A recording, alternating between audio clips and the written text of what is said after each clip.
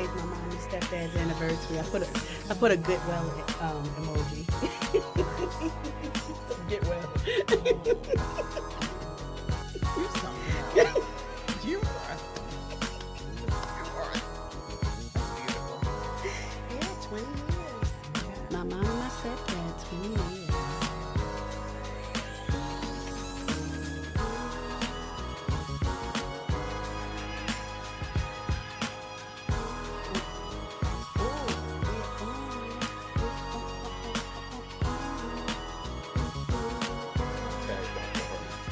Oh, good.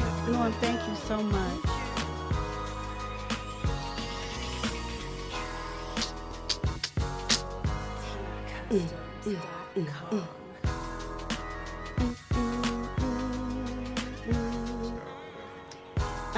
Thank you, Norm. Thank you, Norm. Hey. You guys know I don't start nothing without saying thank you, Norm. Anyone that knows me knows I absolutely love the one and only, the General, Storm Norm, a.k.a. in my book, Billboard Norm. Yes, that's Billboard Norm. What's going on, everybody? It's your girl, Tiff. How are you? Happy Tuesday. Welcome to the Make Me Matter radio show. I have been waiting for this day since I got back from St. Martin. I've been saying St. Martin. They're like, it's St. Martin. Yeah. Oh, my bad. So, we have to make up our own names. We got to make up our own names. Yeah. So, okay, so you're saying it's not St. Martin? They're like, St. Martin. I'm like, okay, St. Martin. So what's going on, everybody? Happy Tuesday. I'm so happy to be with you. I hope you guys get a chance to check us out. I see that there's a couple people on, but the thing is, I can't see who it is. But that's okay, because I'm sure I will see you in a few minutes, in a few seconds. Let me know. You guys know how we started off. Let me know what city you're in, what state you're in. How was your day? How was your week? I have not seen you guys. This would have been 1 week. I wasn't here last week because your girl was on vacation with her unbothered women. We were all being unbothered together. Yes, we were. We were being unbothered together. And we had an unbothered getaway to St. Martin. Martin or Martin. Just that simple. And we are back. And tonight we're going to be talking about the stigma between being a Christian and counseling, because there's so much stuff just going on. And the crazy part is, big shout out, you guys know how I do. I love my pastor. Big shout out to the one and only Bishop Anthony W. Gilyard, who is the senior pastor of Bethlehem Judah Christian Fellowship Church, Coaching out in Elizabeth, New Jersey. And guess what? He was talking about some stuff today. So I can't wait to really go in and talk with you, because guess what? I took some notes and I can't wait for you to hear them. Oh, I'm a note taker. Oh, okay. Yes! I'm so excited. Awesome. I'm so excited. Guys, are you guys on here? Who is on here? I see somebody just popped on. If you get a chance, tag a friend, tell a friend, text a friend. Let them know that the Make Me Matter radio show is on the air. I got to get this thing together. There we go. I'm trying to figure out, I was trying to figure out my hair before we got on. Norm, you see, this is the situation. This is when my lace front would come in perfect right about now. And I'm scared to go this way, because what's it going to do? It's going to shift something. This is every week. You're awesome. You the one that's awesome. You know awesome. I love me some you, Dr. Cheryl. Oh my gosh. Y'all, guess who I have here? I have Dr. Cheryl Hardy. And I'm excited. Thank you so much. Are you excited to be here? I am. I'm excited to have you. I'm home. That's good. Yes. As you should, because you are. I'm so excited to have you. Y'all, let me tell you how I met her. Thank you, Niecy. I met Dr. Hardy at the Jesus Book and Gift Store. Every once in a while, I go to the Jesus Book and Gift Store. Well, not every once in a while, more so often than most. You guys just don't know. I'll be the first to tag something on Facebook when I leave and say I was here, because I had a situation where I had went to a nice piece of water and said I'm here, and didn't think anybody would know how to get there. And somebody popped up and said, yeah, no. I saw that you said that you was. I said, oh, no, we don't do that. That was a couple of years ago. Oh, you got to do the after. You can't tell. Yeah, this was a few years ago. This had to have been like, I want to say 4.5 years ago. I said, I will never do that Good again. Ever.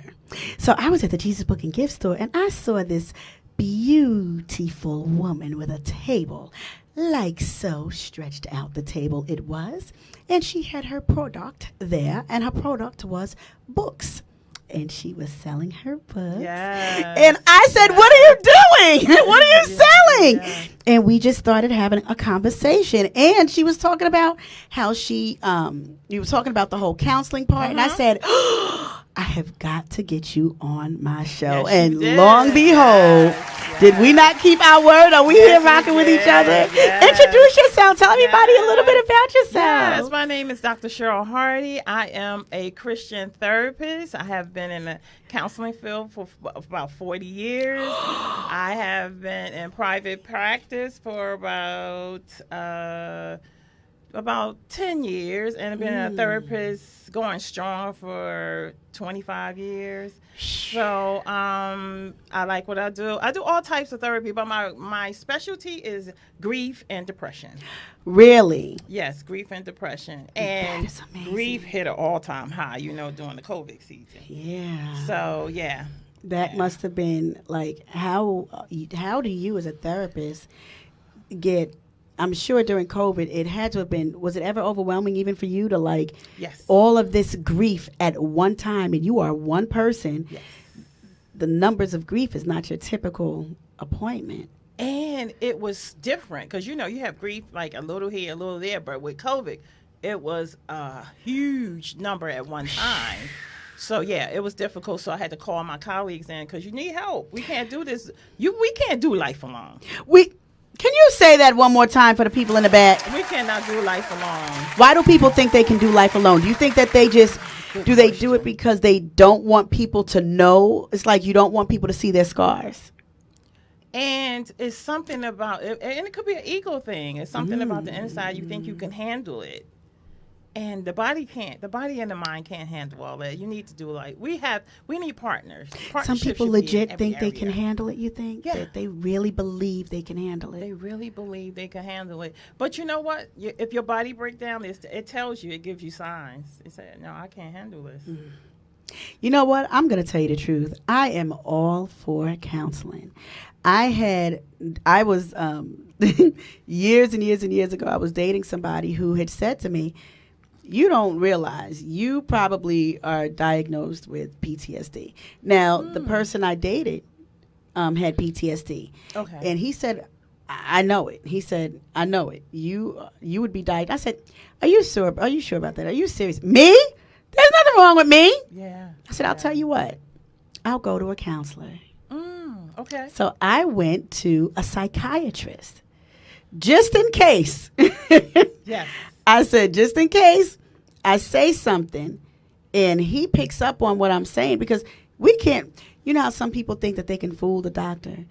And that's the dumbest thing. Some people try to, y'all are educated for this. Y'all are trained to deal with the minds of other people. And so I said, just in case, I might need a little extra help. Let me go to a psychiatrist instead of a psychologist. Mm-hmm. So I went, and he said, so, tell me a little bit about yourself. Mm-hmm. That's how it started. And I was like, okay, bet. This is easy. What? By the time I left his office, I was in tears, rehashing things that started when I was 15 years old. And then one thing led to the other. And he's just happy-go-lucky writing. Y'all, you should have seen him. Had his folder. If he's on here watching, I'm not going to announce his name because he is a friend of mine on Facebook. Okay. And hi, Doc, in case you decide to watch. He was just writing, had his folder. I'm thinking he's taking notes. I didn't know in the folder was a pad for a script. And so he diagnosed me. And he was doing his assessment. Mm-hmm. He diagnosed me with aggressive PTSD. Wow. And so when I went and told my ex at the time, he said, aggressive? That's worse than me. I said, we're not doing this. Yeah, no, you are still worse than me. We do do that to each other, We right? do, Yeah. to try to almost like But make it seem like no it's not that comparison. bad. Yeah, But it yeah. is. Yeah. It is. And I'm going to be honest with you. I did not regret not one time. Going to Not and one time. How did you feel when you received? Because a lot of times when we feel when we receive a diagnosis, we feel that we are the worst person in the world, or there's a problem. And a diagnosis is actually for you to see. It's a blueprint of what's going on inside of you. That's it. And it's a blueprint. Yeah. And you know what I like And what you it's just not a said? death sentence. It's not a death sentence. It's a blueprint. And here's what I like about a blueprint. In order to see how something is going to be the foundation of a thing, the blueprint, you have it all scribbled, You can't understand a blueprint and navigate through it unless you look at it. And the problem is we don't want to face exactly the things that we have dealt with and the things that we suppress. It's easier to hide behind it. It's so easy to hide behind ourselves instead of face ourselves. And you know, Tiffany, what I realize in the Christian community, we are expert suppressors. We could suppress anything, and then we put a scripture over it. Come on, pause. Yes. Do you believe? Let me tell you something. Hold on. Where's my drum roll? You better be happy I can't find it. Let me tell you something. Am I wrong for saying? I just said this to somebody the other day. So if I was wrong by saying it, just go ahead and hit my hand and just say, nope, you shouldn't have said that. But I believe that people hide behind the word, and they hide behind scripture so that they don't have to deal with the reality of what they're going through. Absolutely. How often did you see that in your counseling? Quite often. Did people try to come at you like, I know the word for myself and da-da-da-da-da? And especially leaders. They come right in talking about the word of God, and I have to stop them. I said, thank you so much, but this is not a platform for you to preach. You are an excellent preacher, and I love you for that. I thank you so much. Yes. But I want to, right now, how are you doing? How are you? And I want you to give me some, identify it. Because when you ask people how you doing, fine, good, all right. Fine, good, or all right is not a feeling. So super general. It's not a feeling. Confused, overwhelmed, depressed. You label, like, you have to identify what you need to, moody, anxious, nervous. Say the words. Now, if we want to use the word, at least just say that the truth will set you free. Be honest with yourself about who you are. Just say, listen, I'm going to be honest with you, Dr. Hardy. I am jacked up. I'm here and have this appointment because I know I need to empty out, because being a pastor, being a leader, being this, I can't empty out on the people. I can't bleed out on the people. I can't bleed out on my leadership team. So I'm here. What do I do? Just be honest and candid. That's all they got to do. And that's right. And that's when we can start putting the pieces of the puzzle together. And I love that assessment part, because every time you go to a therapist, what is the first thing they say? Tell me about yourself. Oh my gosh, it's a setup. And then when you start talking about the childhood, right, that is what can it really give you a good sense of where and even birth order. Ooh. Like, what is your birth? I ask people that question. What is your birth order? Are you the oldest, middle, or the youngest? If they're the oldest, most of the time they stressed out because of responsibilities. They taking care of the younger. The middle, feel like they caught in the middle. I got to be nice to this person, and I got to take care of this person, and then the youngest kind of get away with stuff, and they could kind of do it because they watching all the other ones, right? So they could slide. Or the parents are tired by the time they get to the younger ones. Talk, and they say, oh, they just let them slide. They could drive a car quicker. They get more money. And so birth order, the assessments and things like that is so important. And so, just like I said earlier, that hiding behind the word of God and not just, listen, I feel jacked up. I feel ripped. I feel disappointed. Talk about how you feel. And a lot of times we don't know how to do that. We don't even know how to identify how we feel, because we just shoot right on to the spiritual part. Hallelujah, thank you, Jesus, and you're like, okay, thank you very much, but let's get to some of that space and just start telling us how you feel, and then we can go from there. And like you said, we'll know if you have bipolar, PTSD, depression, schizophrenia, narcissistic, all those things will come out with a conversation. Communication is so important. Ooh, can you pick up like if a person is narcissistic immediately by just hearing how they talk? Not because the narcissistic can be very smooth and smart, and they can know how to hide it. Ooh, they're so manipulative. And so, and those are the two, narcissistic and schizophrenia. There's no cure for those two. So we really have to deal with that in another way, which they should go to somebody that's higher than me. I would say bump it up and go to a psychiatrist. They need to go to a psychiatrist and a therapist. Ooh. And sometimes people should realize that sometimes you do need to support. Right. You know, just like if you go to a regular doctor, your regular doctor, and then you could go to a heart specialist. Sometimes you have to go to two different. My aunt, support. big shout out to my Aunt Bev. My Aunt Bev has a doctor for everything. Good for she her. has a specialist for everything. And whenever what she does is say, Moms, you need to have a specialist for this. You need one for that. I'm like, Aunt Bev, I'll get one. Well, stop playing and make it happen. And I'm like, okay, it's important. I will.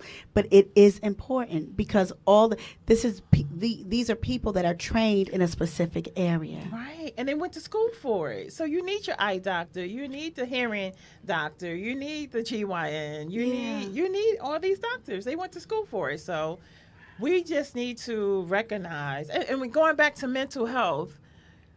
How do you feel? What is going on in your life? And what are you hiding? Because a lot of times we sit in church, and have you ever watched people that go to the altar and they're screaming and hollering? And I always wonder, what is that underlying issue? What is really going on? And to me, Sunday morning service is therapy for most. Absolutely. Right? It is therapy. And Absolutely. It's a way to help us move to another area. And if you get to a certain point that you need more, go to a therapist. Absolutely. And be okay. And be okay with it. going to a therapist. Right. And take the stigma off, because years ago, and still, it's like that now. I go to God. I'll pray. I don't need a therapist, but you wouldn't say that if you fell and cracked your hip. You wouldn't say, and say, I don't need a hip replacement. I'm going to pray this away. You're not going to pray it away. You have to get a hip replacement. So it's the same thing when you start cracking mentally and things are not working out smooth. And when things are not working out, just go there and get that support. I had to learn that with the older people, because when they would say, I don't need counseling. I said, let's change the language. I like that. Let's change the language, because they're set in their ways. Yes. And am I wrong for saying? And I'm going to tell you what I say to everybody that sits on this side. Check me if I'm off. Am I wrong for saying that from a spiritual component, the reason why people feel they don't need counseling is because of how far we have come in hidden from a historical standpoint? When we look back to the days of even Harriet Tubman and all of these slaves that made it through off of just singing and just sticking together. They didn't have time to think about the pain. They just had to move. And they lived with the language of pain. They lived with the language of pain, and that transferred over from generation to generation to generation, especially in black households. We don't talk about things outside the house. What goes on in the house stays in this house. And that is not good. That is not good. And we're trained that way. What happens in this house stays in this house. You better not share anything. But that's just not healthy. Right. And we are African Americans. Like I shared with you earlier, we are so hard on ourselves. Right. And we put ourselves in mental prison. We lock things down in our own mind. And so we have to learn how to be free. And that's why I say change the language. Stop calling ourselves names, and being segregated within our own race. Light skin, dark skin, curly hair, thick hair, long hair, slender, thick, those different things. We want to just stop and just change the lane, calling names, saying crazy, because we say that a lot, playing crazy and stupid. But if we have to be careful saying that as we're talking to our young folks, right, and even to ourselves, and because even if you call to yourself ourselves, stupid, you're going to start believing that you unlearned and stupid, and you're not. You start, Bishop was saying that tonight. You start believing the lies, or he didn't say lies. I'm saying lies, but you start believing the things that people have said. Yes. You got to be careful what you receive in your spirit. Just because people are opening their mouth don't mean they saying anything that should stick or that's merited to stick on you. I'm very careful. I don't care who it is. Yeah. I'll reject somebody in a heartbeat. I need prayer. You better pray for me, okay? Because I'm going to tell you something. We say, right? I wish I would receive somebody speaking something over me that God has never ordained to be attached to my life. And then on top of that, because I'm going to be honest with you, before I knew God, there was Rose and Carlton. Big shout out to my parents. Before I knew God, there was Rose and Carlton, and my parents have put some stuff in me that I'm going to tell y'all the truth. The way I do not settle, the way I legit evaluate stuff, I look at people. My daddy, even to this day, always says to me, "Don't you be nobody's simple sucker, Sam." Oh, I've never heard of that. That's my daddy said, "Don't you be nobody's simple sucker, Sam." Nephew too smart, nephew this, nephew that. My daddy tells me stuff. My mother, I wouldn't tolerate that. My aunt, are you kidding me? Absolutely. I'm surrounded by people that are my blood family that have poured into me since I was a child. I have the support. I can legit say that I've never gone on this journey in life without. Hallelujah. God, I thank you. Good. I just want to give God some claps real quick, because some people don't have that. And I really feel God, because it's like support is a big thing. Yes. People that don't feel supported exit. They check out. Yeah. And it's help me if I'm wrong. How about you can feel like you're supporting somebody, but it's not the support that they may need. Yes. So I could be like, let's say you're giving me support because I'm dealing with a situation, and you're thinking this is good stuff. I'm really there for my friend. I'm really supporting. I'm really helping. But then my behavior doesn't change. My character doesn't change. I actually get worse. So now, how are we able to identify if we're even able to provide the right support? Because we're thinking we're doing the right thing, and the support might be, no, that's not it, to somebody else. And usually if it's too close, it's difficult to have that support. So if it's a family member, it should be someone outside the family. And if it's a colleague or something, you can refer. But a lot of times you're so close, especially if it's a relative trying to support. Right. You've been together so long and you know everybody's strengths and weaknesses, until you won't allow, a lot of times even your own, like your spouse could say something. You're like, yeah. But then when the preacher says something, you receive it. Right. But you don't receive it from the one. Thing, right. Because they're so close. Human behavior is something else. We're so complex. But when we start learning ourselves, that's when we are moving a good direction. Self-awareness is amazing. Is it possible to be blinded from self-awareness? Yeah. Or that's a choice, though, isn't it? It's a choice because you're not taking the time to tap into who you really are. A lot of times we looking at the grass is greener on the other side. We look at other people.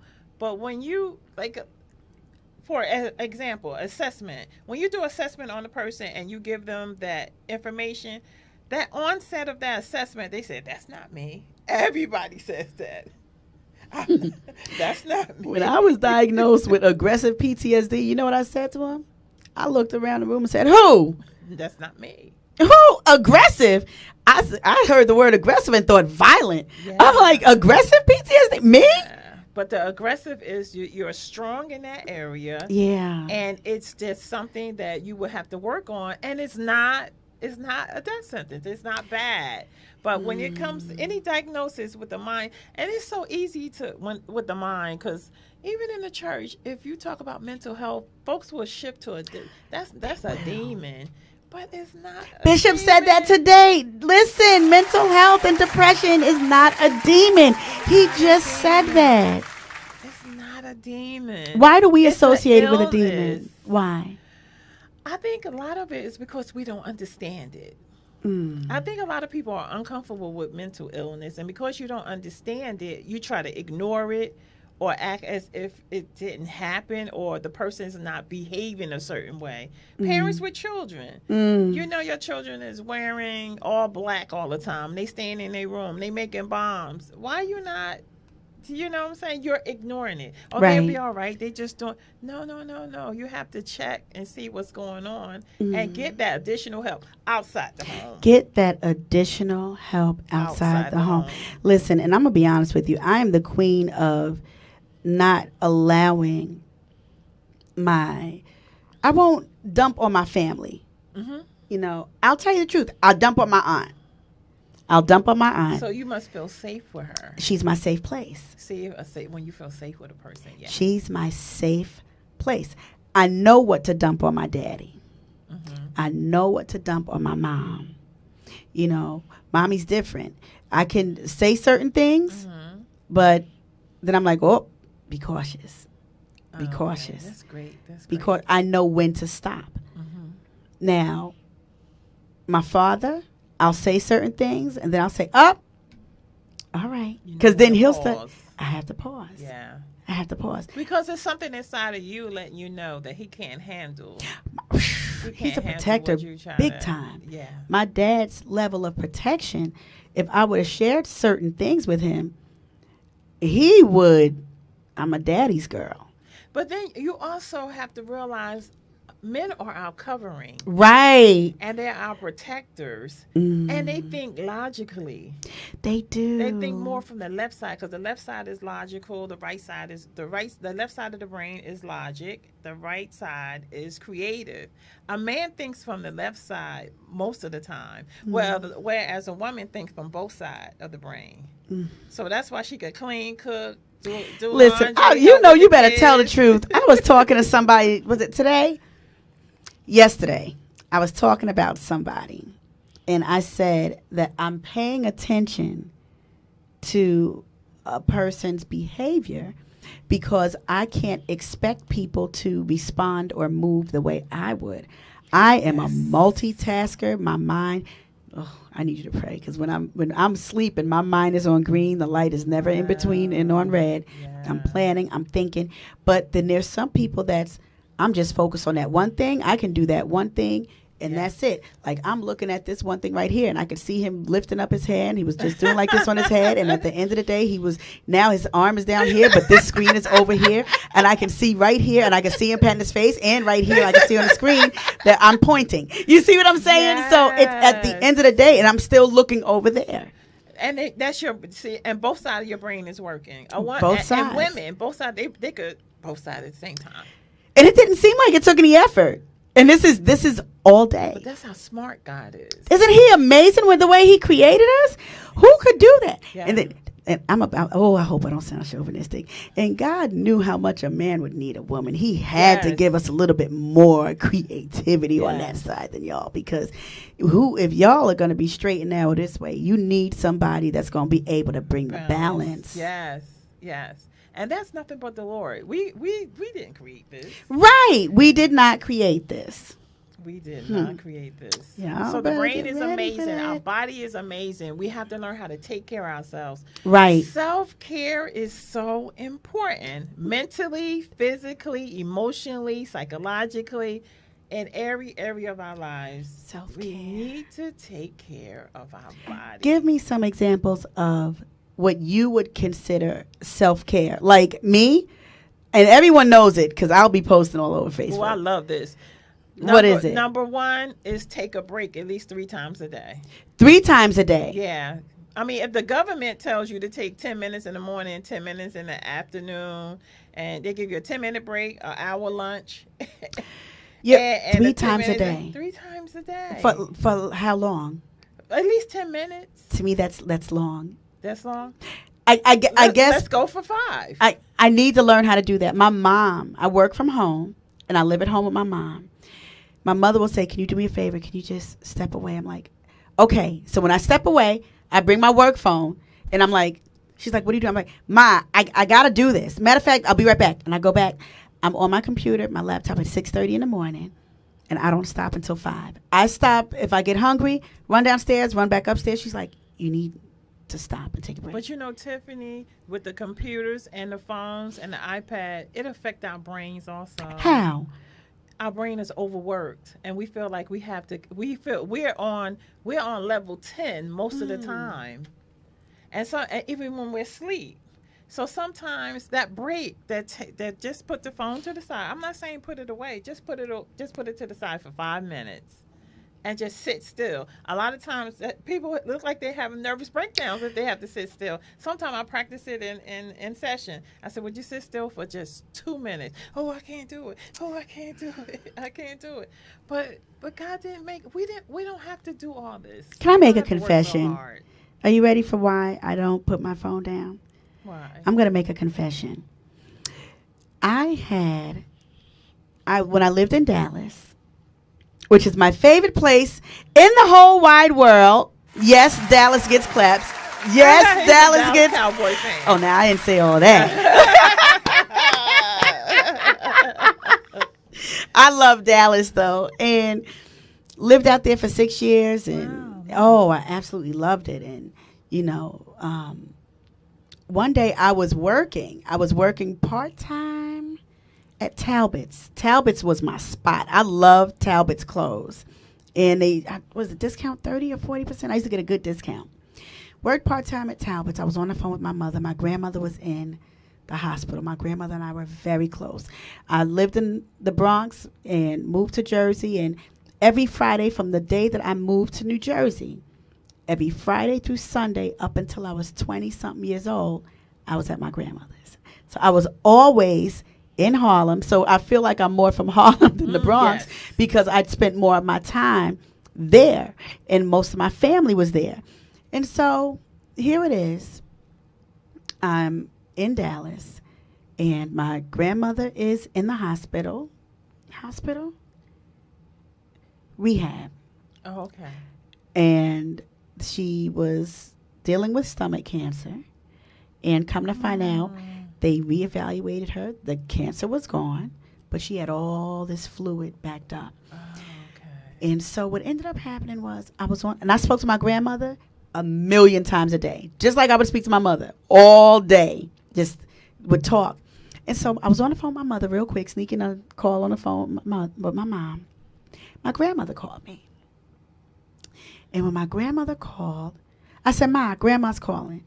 And she said, okay, we'll take it. I said, she ain't going nowhere. I'll call her right back. She said, just take it. I said, I'll call her right back, because I knew she wasn't going nowhere. She was in a room. Yeah. Excuse me. Hung up with my mother, kept trying to get my grandmother, couldn't get her. My grandmother died that night. So I'm scared to this day. My grandmother passed. When did I get married? I got married 2007. My grandmother died 2006. My grandmother died a week to the day after my birthday. Wow.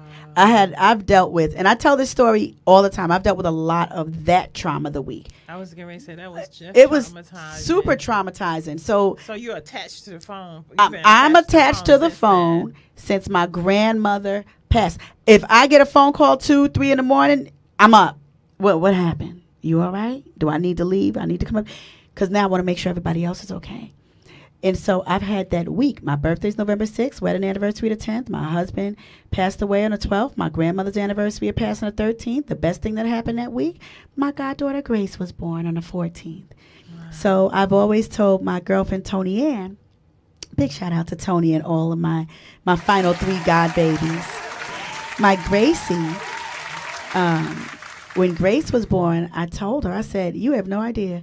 God didn't bring that baby here for you. He knows I needed to end that week with Grace. Wow. And so, yeah, that's how I said he knows I needed to end that week with Grace. Here it is, 2022. My grandmother died 2006. I still sleep with the phone in my bed. Wow. People don't understand that trauma. Yeah, trauma, and yeah, because trauma doesn't go away. It's that part. Your body keeps score, yes. And Why your is that? Trauma just sits right in the bottom, in the back of your head, and when certain things happen, it just come right to the forefront. Are those certain things triggers? Yes. How would you define triggers? When a situation happened, the brain goes right to that moment, almost a moment in time of what occurred in the past, and then your body start reacting to it. Whether you have anxiety, you get a little nervous, or you have fear. And so if you can find a way, and in your audience too, if you can find a way to sit still for 5 minutes, at least start off once a day, and then go to, twice a day, then 3 times a day, because we need to learn how to rest. We're moving too much. Bishop said that today. He said just because you're sleeping doesn't mean that you're resting. We're moving too much. We're doing too much. I have permission. This doctor had called me about 6 months ago and said, I want to refer 4 people to you, and all 4 of them had strokes. Young African-American women. And I said, oh, my goodness. And he said, Dr. Hardy, they're all overworked. They're working too hard. Working too hard. I said, repeat that? So if they can get their food delivered, have somebody help them clean their house, do laundry. He said too many African-American young people are having 2 and 3 jobs, going to school, going to church, and think they could do it all by themselves. If you're going to do certain things inside the home or outside the home, get help. So if you're going to school, have somebody come in and do some cleaning. You know what? I bless God for that today. I told my aunt I'm going to pay somebody. And like I said, I live at home with my mom. Right? I live at home with my mother. I said, yes, Cree, because Lucretia was there at Bible study. She said a lot of key points from Bible study. Cree, a lot of key points. And I never even mentioned anything. You see us saying hi to you, Cree? I never even mentioned anything that Bishop Gilyard said. I didn't even go there yet. But these are... What you're doing is confirming. Yes. You are confirming. Yes. I had said I'm going to get... What's my mom will tell you. I take my laundry... listen, I'm not running up and down the stairs of the basement, up, down the stairs. We're on the 3rd floor. I'm not doing it. I sure know it's not. Yeah. I drop my clothes off because what I don't have time, the way my life is, I'm on the laptop from 6:30 to 5 p.m. Now, you know what my breakaway is? The moment 5 o'clock hits, I hit the door, I'm out.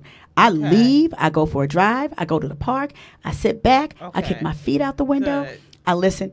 My favorite song by the Stylistics, You're As Right As Rain. I listen to jazz. I listen to things that relax me. We have to do that.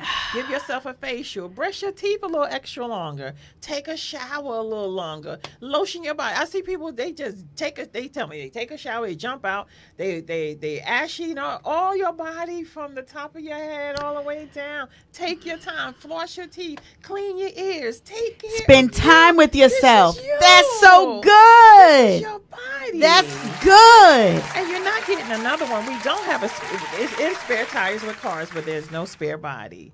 We have to take time with ourselves. And when you do that, that's when you start relaxing. Burn candles, incense, aromatherapy. Do a few minutes a day. It takes you to another place.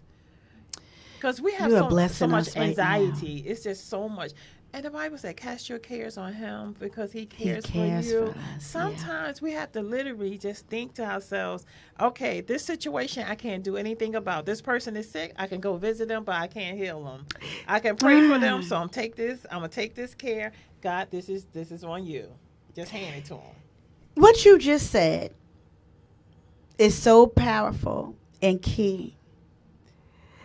Because a lot of times we try to rescue people. Yes. Can you do me a favor? Can you help us define what it means to be a burden bearer? Being a burden bearer doesn't mean to take on everybody's burden. Not trying to be funny. Jesus died for the sins of the world. I told somebody, I am a far cry from Jesus.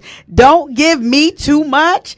That's what he died for. Yes. Take it to him. A colleague of mine said that somebody asked her to do something. She said, Jesus died for that. I didn't. So I won't be able to do that. How about that? And that's the truth. Right. And so being a burden bearer, you hear the problem, you assess the situation. If you know that burden is going to break you down, you have to lift it off. You cannot carry it. Give it to God. Give it to God. Or you go ahead. can take it to another level. Give it back to the person. How do you do that?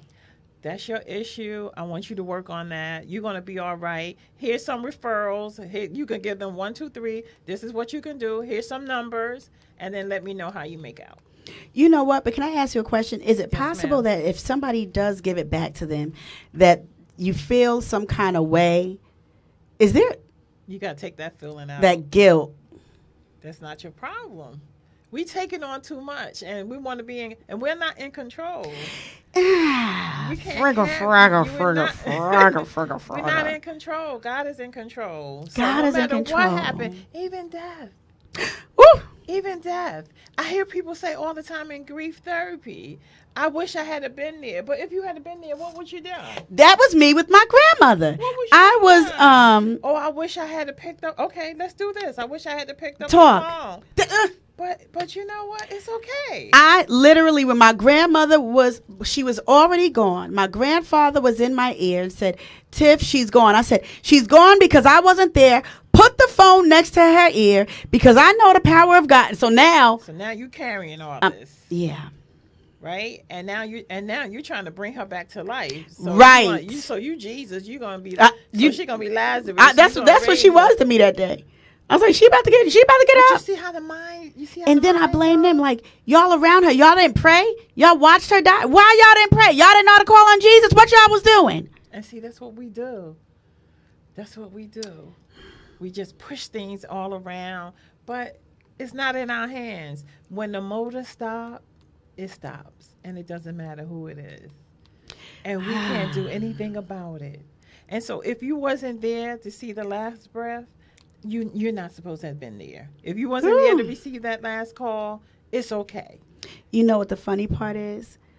I'm so used to being there and being present where what's the word? There's a word. This is why I need to hurry up and get this degree so I can start using words that I know I'm trying to say. What's the word? When you I'm trying to it's hard when you love hard. Mm-hmm. I think we get so caught up in the emotion of love and what we can do, and you think that love is just going to save everybody. But that's when boundaries come in. Oh, you sound like, what's his name? Townsend and Cloud. They have a book called Boundaries. And it's just, woosah. Yeah. Boundaries, right? Boundaries. Harmony and rhythm. We all have a harmony and rhythm in life. And we have to move with that harmony and rhythm that God has given us. We're not in control of everything. No, you're 100% right. That's not, you know what? Can I make a confession? I think that's one of my biggest problems. I'm so used to running stuff that if I don't have to be in control of everything. Nope. But I'm so used to, somebody said, okay, like even with my women's group, right? Mm-hmm. One of my girlfriends said on a trip, Tiff, you can't do this by yourself. And then somebody else said, you just got to be in control of it. I said, because ain't nobody going to do it the way I want it done. And that's okay. If they don't do it the way you want it done, let it go for that moment. I just feel off hearing that. That would shift my entire shondo. Because if I spend time saying I want something done a certain way because I see it, okay. I don't need nobody to wave it to the left or to the right. Just do it the way I asked. But that's a lot. And you're putting a lot on yourself. Release it. Oh, Jesus. Y'all see why I need this couch? So you want it smooth and they have it crooked, let it be crooked for the day. Oh. Okay. We'll smooth it tomorrow. Oh, good. That's a lot, right? Look, somebody else want their stuff crooked, fine. But The frigga fragga. Now, I if can't. a person has attention deficit disorder or autism, they want it a certain way, they're going to have it lined up. You have to do it that way, or you will not be able to survive it, because that child will go until everything is in a line. Do you know that's me with a pen? Really? Let me tell you how sick it is. I am OCD with a pen in such a way. Is there any pens up here? No. That I will take a pen. It'll say Bic, Papermate. I'm a pen junkie. And you put things, you line it up at The tip of there we go. Thank you so much. It's already perfect. The I don't even know what this thing is called. The little flipper. Oh, it has to be a certain. It has to be with me whenever I write with any pen. This part here that clips onto the shirt has to be lined up with the wording. If it's like, oh my gosh, I can't. If it's crooked like this, I will write like this, and I'm like, no, that's not right. No, that's not right. It has to be, the pen has to be lined up. I am sick with pens. Tiffany, that's a lot of energy. It is.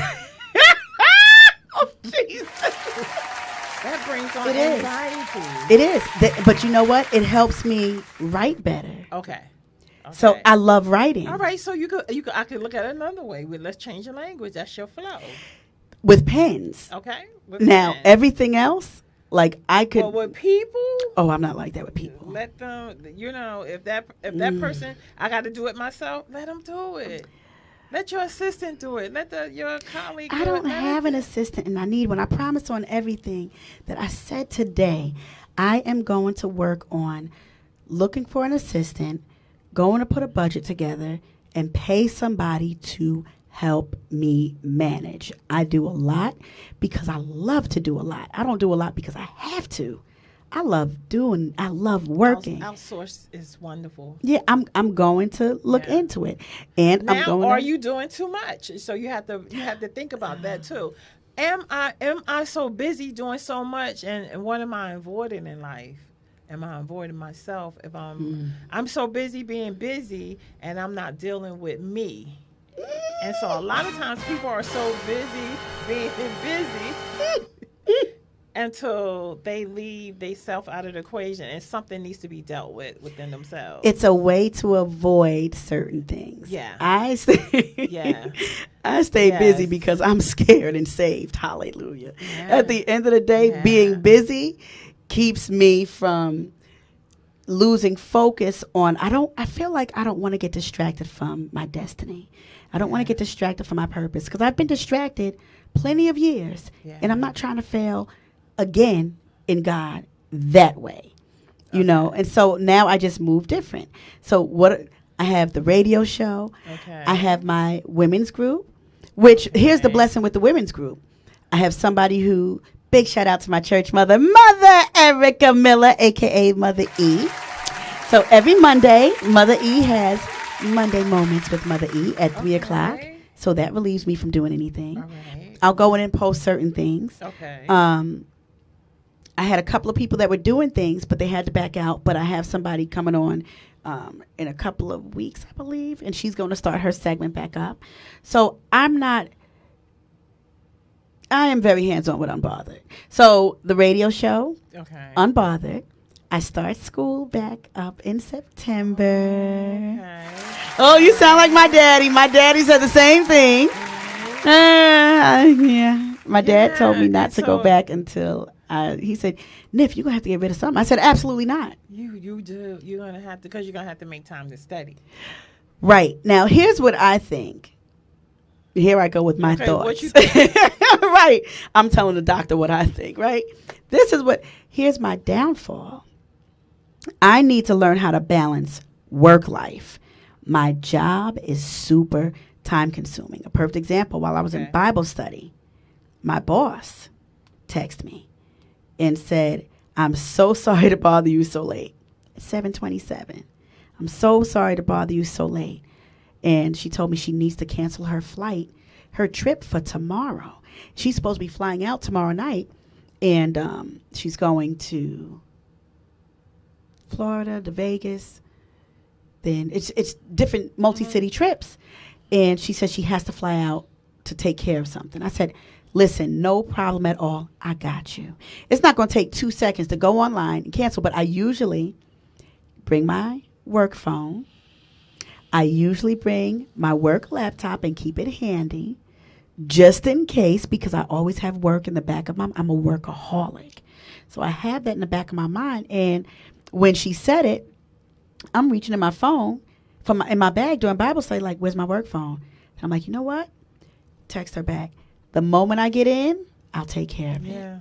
This is my Bible study time. Yeah. I don't want to miss the word when we dealing with all this going on. Yeah. Because right now I'm getting healed for myself. Getting healed for myself. And so I'm sorry, that's my sister texting me, calling me. I would normally step out and try to go through my personal emails to see if do I have the travel office after hours in one of my emails, because I know I've sent an itinerary. And I said, nah, I ain't doing all that. And so while you're talking, I'm thinking, how many of your audience people are doing the same thing? Ask them that. We are, yes. Ask them, how many of y'all? Of you out there, if you could just put in an emoji, lift your hand, me, that's me. How many people are just doing so much? And who are you? Because a lot of times when a person comes to me, the first thing I ask them, who are you and what is your purpose? Right. And how well do you like you? Right. Okay, wait. Now we're going to have to put a pause right there. Now that was that part right there. She just asked, how well do you like you? So my question. If you like yourself well, you're going to take care of yourself and you're going to give yourself breaks. And you're going to tell people no. And that's right. No, not today. No, thank you. Because when you say no to them, you're saying yes to you. A walk in a park is a blessing. Sitting down, listening to jazz music, it soothes your brain. It sure does. Listen to music with no words. It soothes your brain and it calms you. If a baby hollering and screaming, put some music on and sit still. They start. Babies know how to self-soothe more than adults. Watch them when they cry. And you let them cry. And then after a while, they start sucking their thumb. They start rocking and they soothe themselves. And they just know how to. And the adults, we don't know how to self-soothe and just start relaxing. I'm curious now that you say that. I don't, for those who are watching, my question for you is, how do you self-soothe? Yes. I want you to put in the comments. I like that. Self-soothe. You take care of you. How do you self-soothe? Do you listen to music? Do you burn candles? Do you read a page of a book? A nice book? And sometimes we overwhelm ourselves. I'm going to read the whole chapter. No, read one page. You know Just what? One page. What was Rick Warren's book? The first one. Purpose Driven. You're supposed to read that, was it one page a day? It wasn't even the whole chapter. I think it was one. Right. What did I do? Okay, the whole book. Do you know Pastor Denise Reed? Yes. That is I love me some Pastor Reed, and because y'all are all counselors, Pastor Reed, big shout out to my Pastor Reed. That one there, that's my ace. Yes. She's gotten me out of a whole lot of stuff. She's amazing. She is. I used to be her assistant when I used to go to Cathedral. Wow. It's a small world. Yes. That Pastor Reed is my heart. She loves my grilled cheese sandwiches. And let me tell you something. Pastor Reed told me to get purpose-driven life. And I did. And I read the whole book. And I called her. I said, Pastor Reed, oh my gosh, guess what I need to do? And she said, oh my gosh, Tiffany, stop. Did you read the whole book? You weren't supposed to read the whole book. Right. I said, but I couldn't stop reading it. She said, no, you did too much. You did too much. So what you probably need to do is, as you start looking at the blueprint of your life and start putting things in perspective. This is August, and then from the next 4 months of the year, how are you going to slow down? You know what? I like that. I like that. Give yourself time. Don't I put like pressure that. on yourself. 'Cause we put pressure on ourselves. But what are some of the ways I'm going to slow down and take care of me? Can you do me a favor? Can you please not expound too much? Well, because I don't want to say not expound too much. Expound as the Lord leads. How is it that we can finally be church people, be free from ourselves, be free from the battle of the mind of who we are versus what people are expecting us to be, because we are under the roof of the house of God, and how to have a healed and honest mindset based on not just the word, but just being a human being and a person. We have to take other people's expectation off ourselves and look at our lives and God through our own eyes, your own perspective. Because one thing we have to realize is we have been under somebody else's supervision most of our lives. So the first 18, because every 7 years your conscience change, every 11 years your intellect change, and every 18 years your lifestyle change. So what happens the first 18 years? You're listening to mom, dad, teacher, right? Then the next 18 years you're living your life, and then the next 18 years you're getting older, people are dying. Then the next 18 years you're retired, right? So we change, and so a lot of times we have to allow ourselves and give ourselves permission for the change, because my favorite color might have been orange last year, but it might be blue this year. That's your life, your perspective. But somebody else might say, well, you like orange ever since you were a baby. But I'm not a baby no more, and I don't like orange no more. I like blue, And so if we could just take up, because people put a lot of pressure on you. Right. They want you to dress the way they want you to dress. They want you to say what they want you to say. And you're not living your own life. And what happens is we're on lockdown in our own mind. How can we be free? How can we be free? Right? Because so many people tell you what to do. So when you learn how to look at yourself and through your own eyes and God, and let God get that, because that's that purpose driven. Because God gives us information. He does. He gives us signs. He gives us warnings. And sometimes God doesn't speak at all. He's quiet. Like the GPS. You know how you're going down the street and you're like, is this thing working? Oh. And it said in the next mile make a right. Yeah. Sometimes God is quiet. And that doesn't mean it's something that's wrong. You know what? I appreciate that. I need two things. I'm going to read some things that Bishop Gilyard said tonight real quick. Okay. And when this is done, we're getting ready to wrap up. I definitely want to schedule you again to do a part 2 of this, because we're getting ready to go out of summer and into fall. And sometimes people dealing with the changing of the seasons deal with a whole different type of. There was somebody that I know that dealt with what's it called? SAD. Seasonal affect disorder. Yes. I said, I've never heard of that. Yeah. He said he has to have this kind of light around him, because if this kind of light is not on, he gets depressed. So I'm going to read this really, really quick. Okay. Bishop Gilyard said that in regard to deliverance. He said, deliverance isn't necessarily the dismissal. It's the discipline. That's good. That's good. He said, we so busy talking about we need more prayer. He said, no, we need more strategies. That's good. When do you hear a pastor say, pull back on the prayer and come up with some strategies? And how do you strategize, right? That is really good. He said, we need more strategy. He said, we need inspiration and tools to survive. He said, necessity is the mother of invention. And then he said, learn to use your weakness to your advantage. And your failure to move up. Come on here with that today. Because a lot of times people say, oh, I fell. But you could fail up. You could fail forward. You could fail forward. Come on here. We got to talk about that. You could fail forward. Yes. He said, talk back to your thought. He said, don't talk back to yourself. He said, yourself is not the one you talk back to. It's the thought that's the problem. Talk to the thought. That's good stuff. Then he said, long-term stress depletes you of chemicals that have been put in us by God. Then my favorite. Some conflict is not for combat, but for clarity. That Bible study was good tonight. I'm posting it after this.